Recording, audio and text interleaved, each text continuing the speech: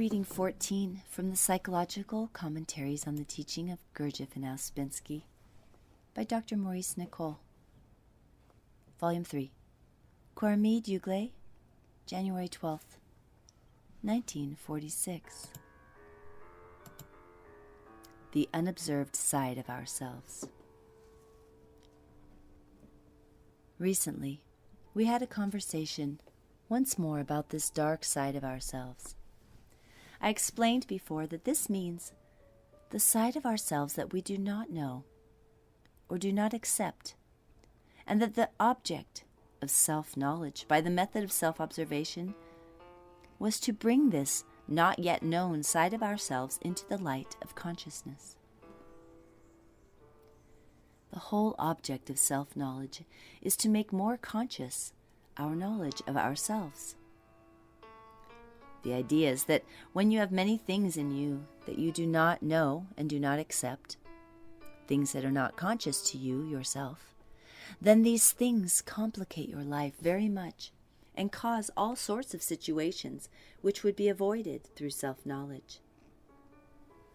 In general, it can be said that we put this unknown or unconscious side of ourselves into other people, or to use a term in modern psychology, we project this side of ourselves and see it in other people. For example, we see them as liars, or unfaithful, or mean, or untrustworthy, and so on, in relation to our own qualities in this respect. The work says in regard to this that we live in a very small part of ourselves. This means that our consciousness extends to a very small part of ourselves. Such a situation makes us very badly related to other people, to life, and to ourselves. The idea of this work is to enlarge consciousness. We have, we are told, to become far more conscious to ourselves through direct self-observation, so that all sorts of narrow pictures that we have of ourselves are destroyed, and we begin to live in a larger edition of ourselves. We can take it as a general rule in the work that when we are up against someone else, we may be sure that that is the very thing we have to work on in ourselves. This gives us an entirely different orientation, and in my opinion, it is the beginning of real work. The thing you criticize so much in other people is something lying in the dark side of yourself that you do not know or acknowledge. You only see this dark side, this unconscious, unknown side of yourself, reflected into other people, so that it is always their fault and never your fault. Everyone lives in a very small consciousness, a very petty world of self-reactions, of personal reactions, and this small space that they live in is full of all sorts of sensitivenesses. As you will admit, some people live in this small part of themselves in which consciousness is confined to a small area of the totality of their psyche. What keeps us all in this small consciousness is the action of buffers, of pictures of ourselves, of fixed opinions, of negative attitudes. When we are in such a condition, the dark side of ourselves is very great. But when the light of self-observation is thrown into this dark side, consciousness of ourselves increases through self-knowledge, and after a time we begin to feel differently from what we used to feel. The center of gravity of I in us begins to change.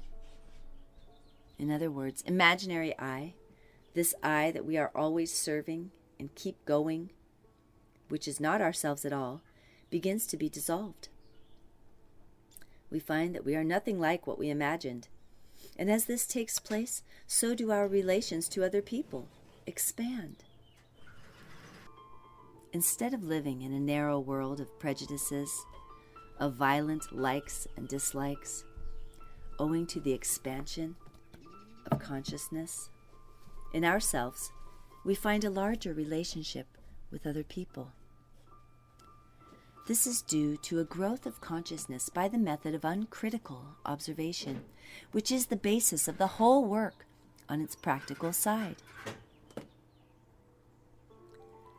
The result is that this sensitive bundle of personal reactions, this continually being upset and hurt, this inability to meet any criticism from others, begins to disappear, and we enter a larger world. We become more universal. We no longer feed our pictures of ourselves as we did. We no longer think of ourselves in the same exclusive way, but begin to realize our own helplessness, so we can endure the helplessness of other people. Now, the work says we must endure one another's unpleasant manifestations. But it is impossible to endure one another's unpleasant manifestations in the right sense of the meaning of the word unless we see our own unpleasant manifestations and know them and accept them. This destroys illusions about ourselves. Unless you accept your fault-finding side, you will always be negative, because this sensitive bundle of personal reactions surrounded by the darkness of yourself that you do not know or acknowledge will be the chief thing that you meet life with. And it will be something that is completely unadapted to life, something incomplete, inadequate, that will cause you misery all through your life unless you correct it by conscious work on yourself.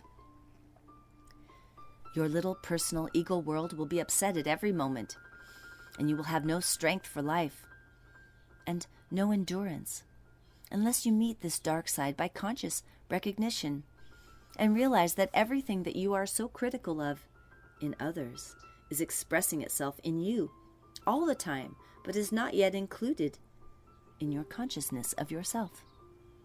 So you can see why the work lays such stress on this imaginary I that people live in.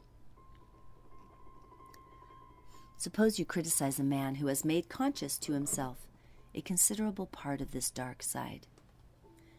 That is to say, this man has brought up into his consciousness, by his own work, many sides of himself that he never realized existed in him, and has accepted them.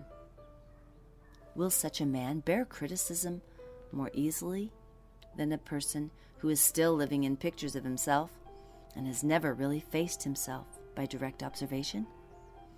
I am quite sure that if a man, through the power of this work, really observes himself, really notices when he criticizes and blames others, and always brings it down to something in himself that he had not recognized, such a man will be far more balanced, and therefore far more capable of enduring the next step in inner development. So many anxieties would go, so many illnesses would disappear, so many emotional crises would vanish, so many storms in teacups would cease to exist. You are accused, for example, of being a liar. You furiously defend yourself. You practice all the arts of self-justifying, which I may remind you is one of the specific things we have to work on. And an immense uproar results. Of course you are a liar, but if you are always going to keep your lying out of your conscious sphere and refuse to know it and refuse to acknowledge it, how can you accept it? You are always defending yourself against yourself in order to keep your imaginary I going, your imagination of what you are. But suppose you have made this dark side far more conscious, and you are accused of being a liar. You will not then react from your bundle of sensitive personal reactions, or from a picture of yourself, because you know quite well that you also are a liar and that you often lie. So you will accept criticism without changing color. Many things are said in the work about realizing our own nothingness. It was said at some time or other that a man or a woman in the work must come to the point at which they realize their own nothingness before they can take a step further. What does it mean to be something? I will try to explain to you what I understand by this. You feel, for example, that you are broad-minded and tolerant. I think a little real self-observation and remembering yourself will show you that you are not, and that under some circumstances you are very intolerant and extremely narrow-minded. Now, this recognition that you are sometimes intolerant and narrow-minded will neutralize the picture that you have of yourself, that you are always tolerant and broad-minded. The result will be that you will feel that you are nothing in this respect. You then cease to have in yourself aims about being something. You will no longer go about saying, "Thank God I am broad-minded and tolerant," because you will remember, through the memory that observing eye has laid down in you, so many occasions on which you were the reverse. So instead of being something artificial through buffers, you will become nothing in regard to this special quality on which you prided yourself. You will learn, in other words, not to trust this idea that you have of yourself. It is not a moral issue that we are concerned with here, but a broadening of consciousness. Self-observation is like a ray of light that penetrates the darkness inside of us. The result of this ray of light is to bring into consciousness the unknown and unaccepted sides of ourselves. This softens everything in us and takes away a great deal of our violence. We all have to overcome in ourselves the violent man and the violent woman, because all violence is due to lack of consciousness. If you can see another as you see yourself, you will never be violent towards him or her. You will notice that you are only violent when you think you are not like the other person, that you are not such a brute or a beast or a liar, and so on. This one-sidedness makes violence. At a recent conversation, one person said, "When you feel violent towards a person and make an effort not to feel violent, the next time you see the person, you find that he or she seems to have changed. Can this be that you have changed, not the other person?" Yes, this is quite right. By becoming more conscious in the act of violence, you have not reacted mechanically, and so you yourself have changed a little. But the supreme change comes when you can see that what you are violent about is something in yourself that you do not accept. Then, if you can keep that conscious, you will never be violent to the other person, which in the real sense of the word is sympathy. The real meaning of sympathy is feeling with the other person. But you cannot feel with another person unless your own feelings are conscious to you. Sometimes in private work talks, people discover that they both have been through the same experience. This is sympathy.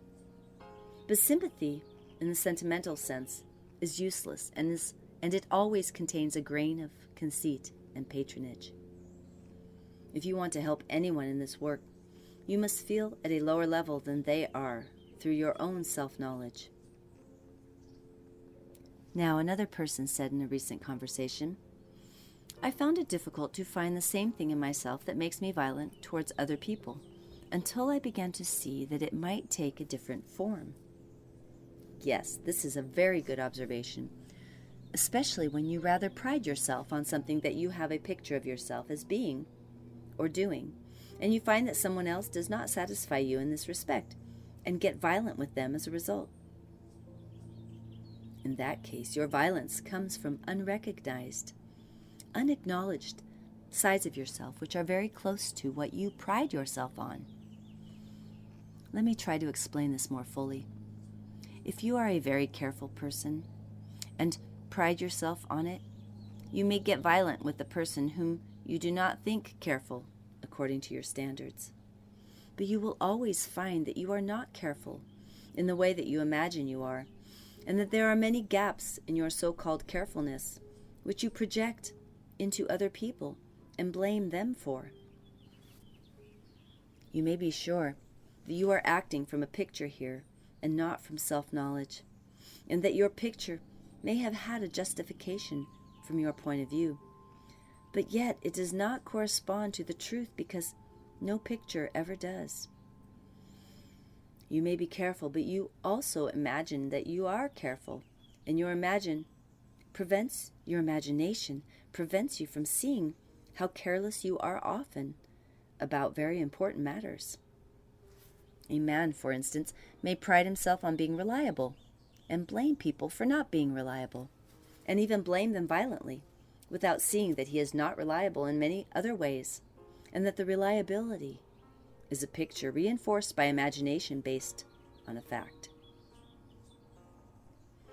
As soon as you think you are good at something, and your pride and vanity enter this idea that you are good at something, you always find that you are most sensitive here and most liable to become violent.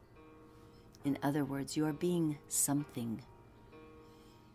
If you could see all the mistakes and blunders that you make yourself, if you could see your contradictions, if you could become conscious of your failures in regard to what you think you are good at, you would no longer be sensitive or violent, but tolerant, and at the same time would have more understanding.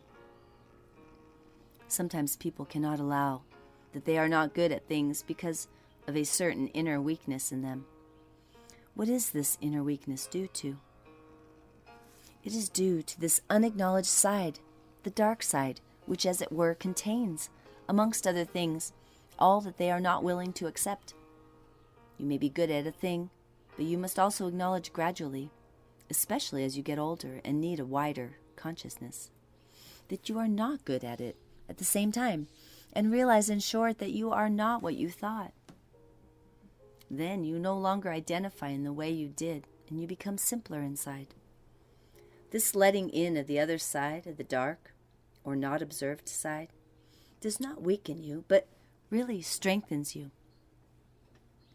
Someone asked, is it bad, the dark side? You must understand that everything you do not acknowledge appears at first sight bad. It is the devil, because the devil is always what is unknown, unacknowledged, or not understood. If someone had invented the radio a few centuries ago, he would have been burned as an agent of the devil. The dark side does not mean anything evil in itself. It simply means that it is evil to you with your present estimation of yourself.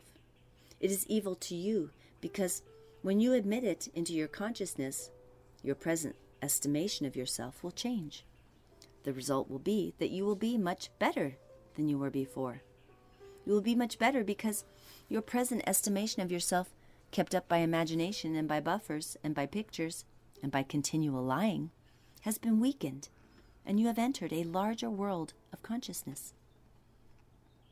You should not think of the dark side as evil, except to your imaginary eye, which is one's worst evil.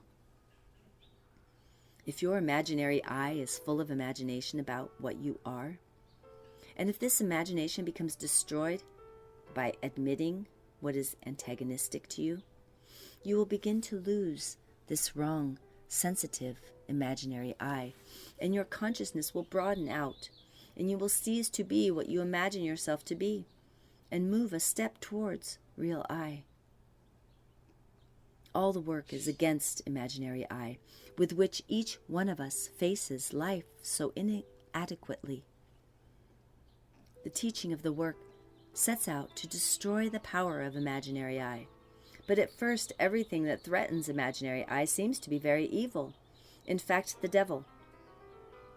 That is why I think it was once said in the work, the devil is also necessary. So many people identify themselves with God without any justification, and even imagine that they have intercourse with God continually. All this belongs to imaginary I, and in such cases God has indeed to take the aspect of the devil and destroy this imagination, these pictures, these fantasies, this self-merit, and all this nonsense that the work attacks so strongly in each of us. Now, for practical work, I would suggest once more that you really observe yourself when you are critical or violent towards another person in the work, and turn the whole thing round the opposite way, and try to find in yourself what it is that you are critical and violent about in the other person. This will make your dark, unobserved side more conscious to you, because you may be certain that if you are very critical and violent about someone else, it is simply a projection of what is in you, in this dark, unconscious side of yourself, the side that you do not know about yet, the side you have not yet observed, the side that is to become the object of your self-knowledge. Let me remind you here that self-observation is a very clean, dry light, and that it will brook no falsehood and will give you no self-satisfaction at first. Let me remind you also that if you are negative towards someone else, no matter what is the external cause, the fact that you are negative is your own fault from the work point of view. We have to squeeze negative emotion out of ourselves like wringing out washing. It is you yourself who have to deal with this negative state, quite apart from the external exciting causes. And here the whole object and meaning of the work comes in. If you have the strength of the work, little can touch you from without, except when you are asleep for too long. It is a sign. But you can always right the state by work and understanding. Everyone has difficulties in this work with someone else, with everyone else. Do not think that my mission is necessarily to decrease these difficulties. Everyone is work for someone else. Just imagine what would happen if we were to be all sweet outside and hissing like snakes inside. No. We have got to work in regard to one another and not expect ideal people or surroundings. This is the second line of the work. Work in conjunction, in connection with other people. It is always my fault if I am negative, whatever the external situation. Does this give a different center of gravity at once from the life center of gravity? I have to work, and I can work if I will. And I have to take my life as work and work on my life. So there must be no if only. I remember some people saying in the early work, if only we had much nicer people in the group. But the group, whatever it may be, is simply a general sample of life. And that is exactly the sphere in which we all have to do our work in connection with others. It is well to realize this deeply because it lightens the work through acceptance.